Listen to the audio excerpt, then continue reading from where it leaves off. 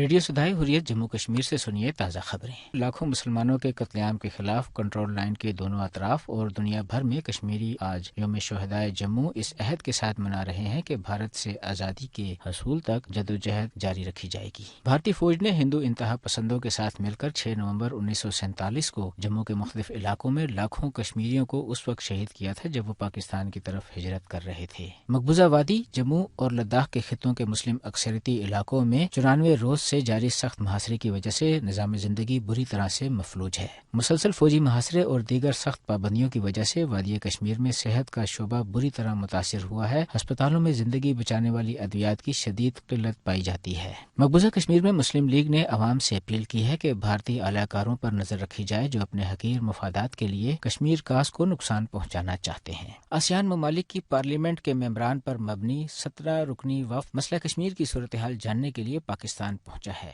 وفد مظفر آباد اور کنٹرول لائن کے دورے کے علاوہ صدر آزاد کشمیر اور وزیر اعظم سے بھی ملاقاتیں کرے گا۔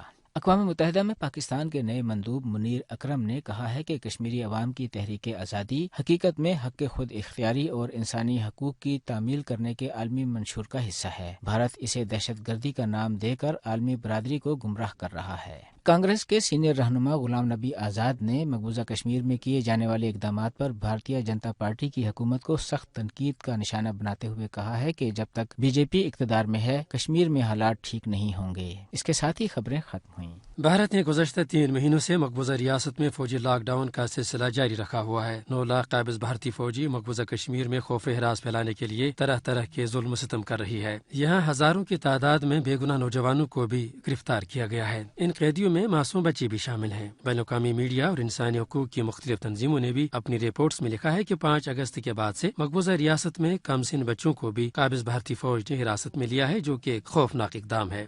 مقبوضہ ریاست میں بچوں کی گرفتاری کا مسئلہ بھارتی سپریم کورٹ تک بھی پہنچا ہے۔ جوونائل جسٹس پینل سے ایک نئی رپورٹ مانگی ہے اور اس میں یہ بتایا جائے کہ کتنے بچے یا نابالغ ایسے ہیں جن کو ڈیٹین کیا گیا، جن کو گرفتار کیا گیا، اور اب بھی کتنے ایسے ہیں جو حراست میں ہیں۔ دراصل ایک این جی او نے یاچکا دائر کی ہے سپریم کورٹ میں۔ ان کا کہنا ہے کہ جب سے پابندیاں لگی ہیں جموں اور کشمیر میں 5 اگست سے 144 نابالغ جو ہیں انہیں سیکیورٹی فورسز نے گرفتار کیا ہے۔